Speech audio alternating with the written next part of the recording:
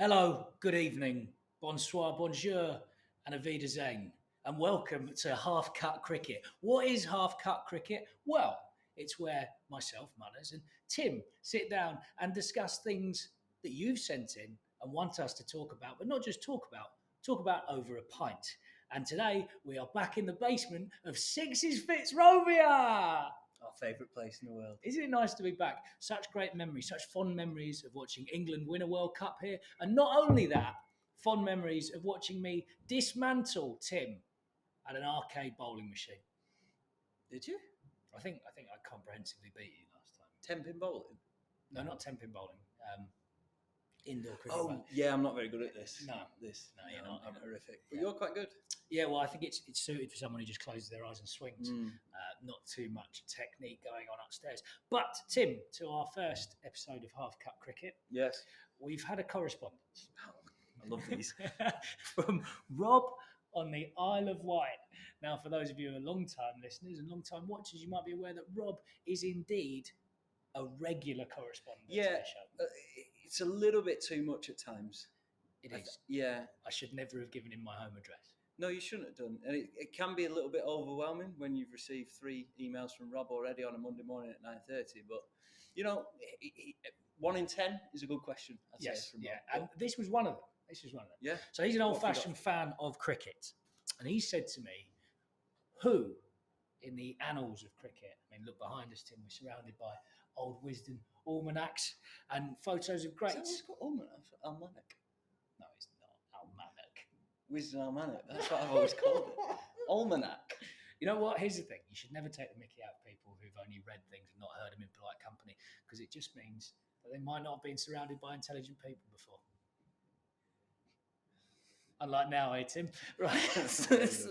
So, he wants to know if and who in the annals of cricket, in ye olden day cricket, in black and white cricket, would have survived and been part of Bazball. And who would have got in this England Test side? Now, here's how I'd like to place this. Okay. I'd like to call it Bazball versus Boreball. Oh, see what you've done there. They're very Yeah. clever. Yeah, and if it was Christmas, it would be called Bazball versus Christmas Boreball. Okay. Yeah, but it's not Christmas anymore. And some of us are doing dry January. Exactly. On Half Cut Cricket, I'm having a Coke Zero. So, Tim, what do you reckon the best way about going about this is? Well, I've thought long and hard about this, actually. And I think the punchiest and the best way for us to do this is pick out the top 10 Test run scorers ever in the history of our beautiful game and say whether they would get in a Bazball team or if they're a Boreball. And we might upset a few people here. Okay, but I like it. And so I've got the top 10 here, which I've printed out. I've come prepared. Number 10 is Alan Border.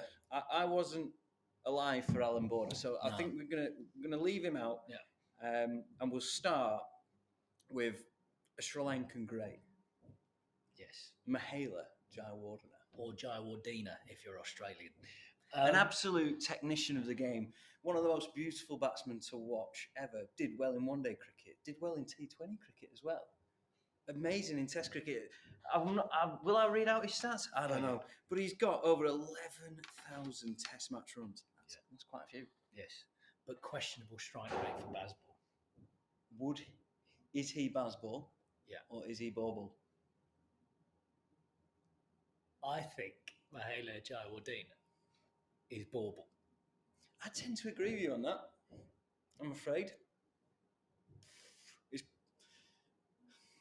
Listen, I think he did do really well in T20 cricket, but would he do it in Bazball? Would he?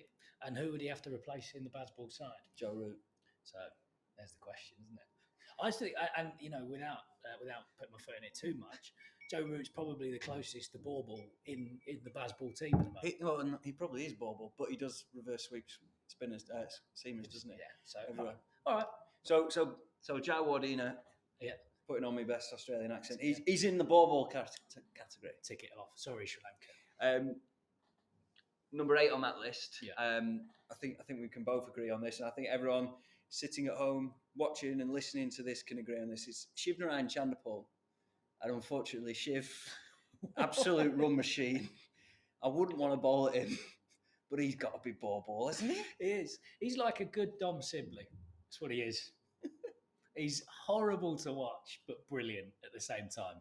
So I think there's a compliment for Dom Sibley in there somewhere. But I think it goes without saying that he would not be picked by Brendan McCullum. No. I mean, he would score more runs than most of that team, Yeah. but... I'm trying to think of a West Indian who would be more likely to get picked. Probably Andre Fletcher. Well, you say that, but we've got a West Indian up next, actually. Okay, go on then. It's Brian Charles Lara. Now, I think there's some important things to talk about here, because first and foremost, yes, he is potentially, in terms just because of the era he played in, strike rate wise, he's potentially Boreball. But flair, shots he played, potential to be Bazball, selected, then allowed to play his free game, 100% Bazball. Yeah. I don't have a doubt. When he scored that 400, he kept on putting Gareth Batsett into next week. Yeah, poor Bats. We're agreeing on a lot here, and I don't particularly like it. That's right. But maybe this next batsman up on this list might divide opinion. Yeah. And it's another Sri Lankan, another masterful, beautiful technician of our beautiful game. Possibly the greatest cover drive ever. Do you think anyone's got a better cover drive than Kumar Sangakkara? No, and I wasted many an hour. Not wasted, made the most of many an hour watching the man bat for Surrey as well. He is sensational. Obviously, I don't always try and drop in the fact when greats play for Surrey, but I think it's very important in this list to point out that. I've just switched off because you're talking about Surrey and I couldn't give a fuck. Anyway, what do you think? Bazball, Boreball? I think he could get in Bazball. I think he could sneak into Bazball personally. He was a marvellous T20 player, but again, he was strike rate 110 T20 player. And so for me, as gorgeous on the eye as he is, I don't think that Baz would pick him. I don't know. I think he'd take on spinners. on the subcontinent.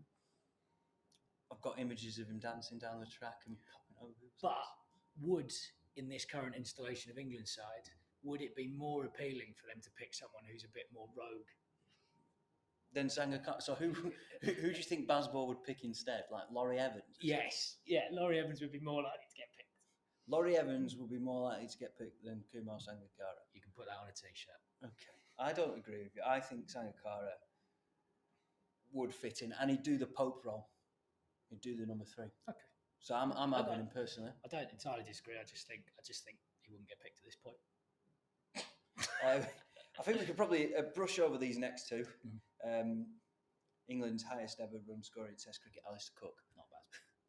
Although he was no in 2012, Alistair Cook was in the ODI ICC Team of the Year. Yeah, but like 270 was a good score back then in ODI. Yeah. But if he could have batted like that in a Test match, he wouldn't have got in Bazball. Maybe you got to score 6s. Maybe Brendan McCullum would have freed him up. Who knows? No, something to think about, isn't it? It's not. I like Alistair Cook, but he's not. The next one, the Wall. Rahul Dravid. No, Boreball. You know, I saw his T20 international debut, and I think he was at the age of something like 35. So he played T20 cricket, mate. Yeah. But you know, Pujara's played T20 cricket. Not for India. Not true. Yeah, but then you know, those were times where if you were just good at cricket, you got picked in the T20 team, and all T20 side, the ODI side, with Test side were all the same teams, weren't they? You're just an international cricketer. So Dravid's going in Boreball. Yeah, I think that's fair enough. To be fair. Next up, in my opinion, probably the greatest cricketer of my generation. We can have a debate about that one day if you want as well, boys. Jacques Kallis. Yeah. I think. Is it right? Here's my only thought. Right. Okay. If we're going with like this England side, is he more Bazball than our current all-rounder? No, but he walks into any side that ever existed. Probably does, because he could bat anywhere and bowl anywhere. And he caught pigeons. So I would probably say. And he could whack them. Yeah. Didn't he score he scored like a 20 ball 50, I think. Yeah. But that over against Flintoff, he was pathetic. Oh, I can't see it. Side screens. Oh, shut up. Get on with it. Play a shot. He gave up. He gave up. I've never seen less ticker in a man than that over. Are you saying that? Yeah, I'd have fronted up better than him in that over. No, you wouldn't. I would have done. Yeah, you wouldn't. It's just a I fact. saw you get lidded by a 70 mile an hour. You weren't facing Flintoff in the dark. You are true, but I could have stood there and at least made it look like I was trying to watch the ball. Anyway, top two. Ricky Ponting. Bazball. Fucking 100%. Yeah. Do you remember the shot he played off sideball when he danced down the track and just hit him miles? Straight down there. The pull. Gorgeous. Did he not ball short him? No. I think, yeah. Well, my only thought is I don't think he would fit into a Bazball changing room. Why not? I don't think that's the general vibes around the change room. He's too intense. Too intense. You need to be free and go and do it. So maybe Boreball. Maybe Boreball not on his batting, but his outlook on life. I'm sure he's a lovely bloke. That's not me, You call him Ricky Ponting, Bore? I think I am. Okay. And if he gets angry about that, it just proves my point more. Not that he'll ever see this. Right, last on the list of the top 10 run scorers and the highest runs ever in Test cricket is Mr. Sachin Tendulkar. I'm going to leave the floor to you, Munners. Sachin Tendulkar, Bazball or Boreball? Well, I think it's obvious, isn't it? He had a magnificent pull shot, magnificent cover drive, and all the shots, in fact. Marvellous white ball cricketer as well as a red ball cricketer. So it goes without saying, he is 100% in the Boreball camp. Dyer. Couldn't do it. He wouldn't get in this Bazball side. Doesn't get on with it enough. There's no flair. It's too correct. It's too... look, Sachin, by all means, go away. Get yourself down your local tattoo parlour. Get yourself a sleeve tat. Come back in a couple of days and maybe we can have a chat about how flair you'd like to be in this side. But right now, you're just a run-scoring machine with no Bazball balls. Did score an ODI double ton. Who was that against? Who was it against? Scotland. It wasn't against Scotland. Against South Africa. I'm not saying he's not a wonderful batsman, Tim, and he might not. He's one of the greatest of all time. What I'm trying to tell you is he's just not Bazball. He's Boreball. He's not vibesy enough to get into a Bazball team. I'm going to have to agree to disagree with you here because Tendulkar walks into any side and he can do whatever he wanted on the cricket pitch. If he wanted to be Bazball, it could be Bazball. Okay. Well, I think we'll probably leave it there then, Tim. Is there any cricketer just in your mind who's not in there from years gone by that would just walk into a Bazball side? Well, Christopher Henry Gale, I think would be an obvious choice, hitting first balls of Test matches for 6. Mm-hmm. I think Gibbs. Yeah. One for the county cricket fans, Ali Brown. I think he would get picked straight out of county cricket, straight into the English setup. Other than that, I think the trouble is that they have very much reinvented cricket. Matthew Hayden. Yeah, Hayden. Hayden, yeah, definitely. Oh, yeah. Without a shadow. You imagine Hayden and... Hayden would be captain, actually. I think they'd get rid of Stokes for Hayden. Yeah, but he would have to get Zach Crawley out the side first. So you think Zach Crawley might keep Matthew Hayden outside? Well, at least for a few tests. Because they back players. They back Zach and they don't crack. Exactly. Until next time on Half Cut Cricket, I've been Munners. This has been... What? You're supposed to say your name there. Am I? Yeah. Okay. Tim? We're dealt with. Thanks for watching and listening. And if you agree or disagree, let us know in the comments. If you like us, if you don't like us, make sure you follow because you want to be watching anyway. And make sure you follow us on TikTok, Twitter, Instagram. Hit the subscribe button on YouTube. Like, comment. Much love. Ta-ra.